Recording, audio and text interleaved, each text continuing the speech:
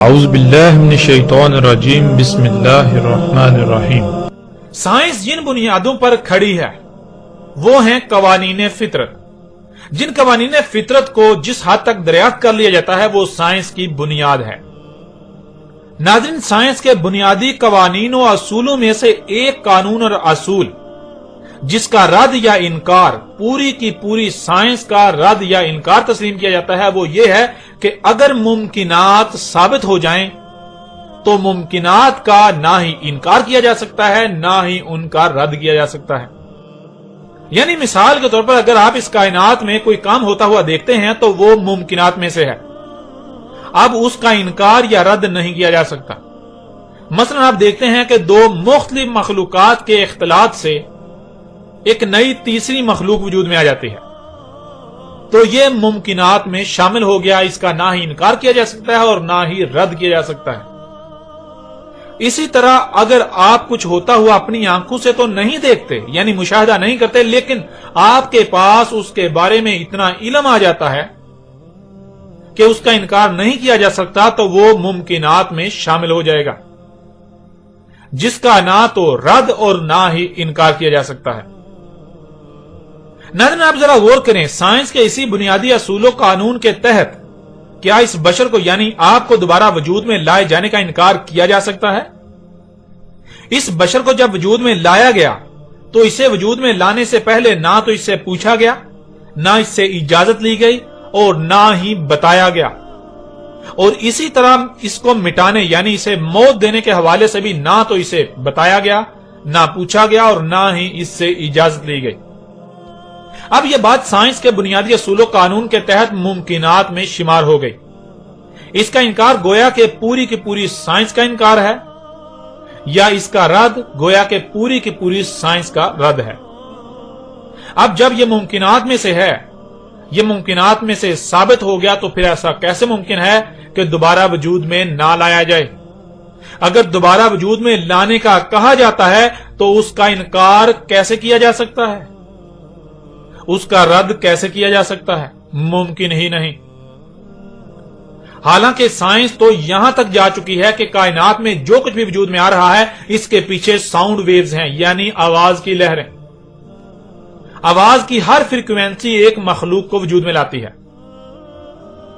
یعنی اگر آپ اپنی تخلیق میں غور کرتے ہیں تو یہ ایک لمبا پروسیس ہے، آپ بہت سے مراحل اور ایک لمبی مدت طے کرنے کے بعد وجود میں آتے ہیں، لیکن آپ کو وجود میں لانے کا صرف یہی ایک طریقہ نہیں ہے، بلکہ اس سے کئی گنا تیز اور آسانی کے ساتھ بھی آپ کو وجود میں لایا جا سکتا ہے، اور وہ ہے آواز کی لہروں سے۔ ایک طرف آواز کی لہریں اپنی فریکوینسی پر موجود ذرات کو ایک خاص مقام پر زبردستی دھکیلتی ہوئی لا کھڑا کرتی ہیں، اور دوسری طرف حرارت سے ان ذرات میں کیمیائی عوامل کے ذریعے جڑنے کی کیفیت بیدار کی جا سکتی ہے۔ اس طرح آپ کو بہت جلد اور انتہائی آسانی کے ساتھ دوبارہ وجود میں لایا جا سکتا ہے، اور ایسا کرنے کے لیے نہ تو پانی کی ضرورت نہ ہی لمبے چوڑے مراحل کی ضرورت ہے۔ اس کے لیے صرف اور صرف ذرات کی صورت میں زمین میں بکھرے ہوئے اس مواد کی ضرورت ہے جو پہلے ایک بار وجود میں آ چکا ہو، پہلے ایک بار وجود بن چکا ہو، یعنی وجود بن کر تحلیل ہو چکا ہو، جس سے اس میں وہ تمام کے تمام اجزاء موجود ہوں گے جن کی اسے وجود میں لانے کے لیے ضرورت ہے۔ اب جب آپ کو وجود میں لایا گیا اور موت دی جائے گی، دوبارہ ذرات میں تحلیل کر دیا جائے گا، تو اس کے بعد کبھی بھی کسی بھی وقت آپ کو بہت جلد اور انتہائی آسانی سے وجود میں لایا جا سکتا ہے۔ اس حوالے سے سائنس تو کیا دنیا کی کوئی طاقت دوبارہ وجود میں لانے کا رد نہیں کر سکتی۔ اب آئیے ناظرین دوسرے پہلو کی طرف، دوسرے پہلو سے بھی اس حقیقت کو بالکل کھول کر آپ کے اوپر واضح کرتے ہیں، آپ کے سامنے رکھتے ہیں۔ مثال کے طور پر آپ ایک مشین بناتے ہیں، اس میں ایک پرزہ خراب ہو جاتا ہے یا ٹھیک سے کام نہیں کرتا، تو سوال یہ پیدا ہوتا ہے کہ آپ کیا کریں گے؟ کیا اس پرزے کو وہیں رہنے دیں گے یا نکال دیں گے؟ اگر نکال دیں گے تو کیا ہمیشہ کے لیے نکال دیں گے یا پھر عارضی طور پر نکالیں گے؟ کیونکہ اگر ہمیشہ کے لیے نکالنا ہوتا یا نکالا جا سکتا تھا تو پھر اسے وجود میں ہی کیوں لایا جاتا؟ اسے وجود میں ہی کیوں لایا گیا؟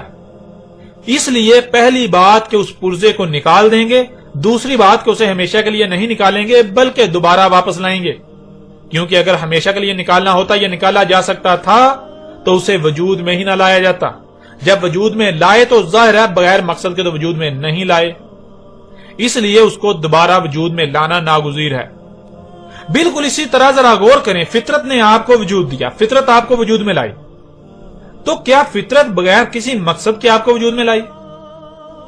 دوسری بات، اگر آپ اس مقصد کو پورا نہیں کرتے جس مقصد کے لیے فطرت نے آپ کو وجود دیا، فطرت آپ کو وجود میں لائی، یعنی آپ فطرت سے مطابقت نہیں رکھتے، تو کیا فطرت آپ کو رہنے دے گی؟ فطرت آپ کا وجود برداشت کرے گی یا پھر نکال باہر کرے گی، آپ کو دوبارہ کالعدم کر دے گی؟ تیسری بات، کیا فطرت آپ کو دوبارہ واپس نہیں لائے گی؟ آپ کو دوبارہ واپس نہیں لایا جائے گا، کیونکہ اگر دوبارہ واپس نہیں لایا جانا تھا تو پہلی بار وجود میں ہی کیوں لایا گیا؟ جب تک وہ مشین موجود ہے تب تک آپ کو کالعدم نہیں کیا جا سکتا. مختصر مدت کے لیے تو آپ کو کالعدم کیا جا سکتا ہے، لیکن دوبارہ آپ کو واپس لانا ناگزیر ہے. یہ بشر یعنی آپ اس زمین میں ایک پرزہ ہیں، اور مشین پرزے کے بغیر کام نہیں کر سکتی، اس لیے خواہ کچھ ہی کیوں نہ ہو جائے آپ کو دوبارہ لایا جانا ناگزیر ہے. اس پہلو سے بھی سائنس تو کیا دنیا کی کوئی طاقت دوبارہ اٹھائے جانے کا رد نہیں کر سکتی. ہاں البتہ انکار تو کیا جا سکتا ہے، لیکن جان لیں تب تک جب تک کہ وقت نہیں آ جاتا. جب وقت آ جائے گا تب کہا جائے گا کہ اب انکار کرو، مگر تب آپ مانیں گے، تب آپ ماننے کی ضد کریں گے، اور تب آپ کا ماننا آپ کو کوئی نفع نہیں دے گا. اب آتے ہیں ایک تیسرے پہلو کی طرف. تیسرے پہلو سے آپ پر یہی بات بالکل کھول کر واضح کرتے ہیں، آپ کے سامنے رکھتے ہیں. آپ ایک محاورہ سنتے ہیں، جیسا کرو گے ویسا بھرو گے.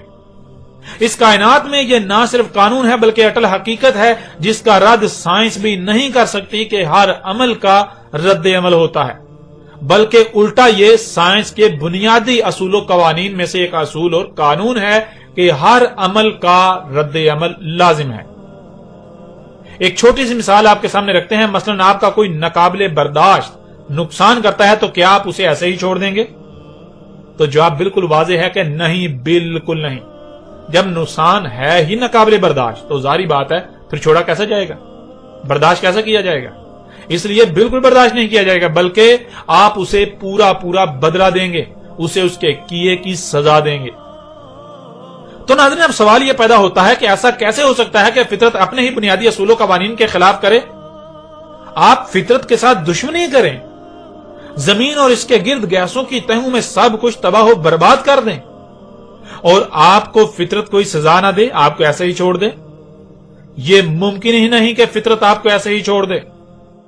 ذرا غور کریں، جب آپ خود اپنے ہاتھوں سے اس زمین کو جہنم بنا رہے ہیں، جو کہ فطرت نے اسے جہنم نہیں بلکہ جنت بنایا تھا، تو فطرت اس جہنم میں کسی اور کو لا کر رکھے گی؟ سزا کسی اور کو دے گی؟ ایسا ہو ہی نہیں سکتا.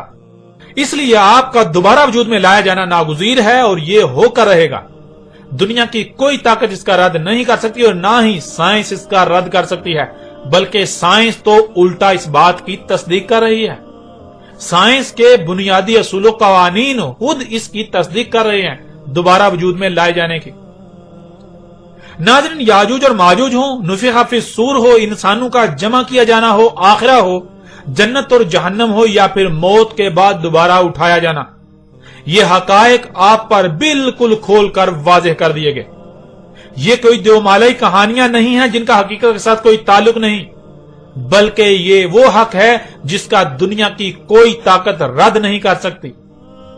اگر انکار کرتے ہیں تو جان لیں ان قریب وہ وقت بھی آ جائے گا، بلکہ ایسے ہی جیسے آپ صبح سوچتے ہیں کہ رات ابھی بہت دور ہے، بالآخر وہ آ جاتی ہے، آپ اسی میں موجود ہوتے ہیں، ایسے ہی وہ وقت بھی آ جانا ہے جب آپ مانیں گے، لیکن تب آپ کا ماننا آپ کو کوئی نفع نہیں دے گا.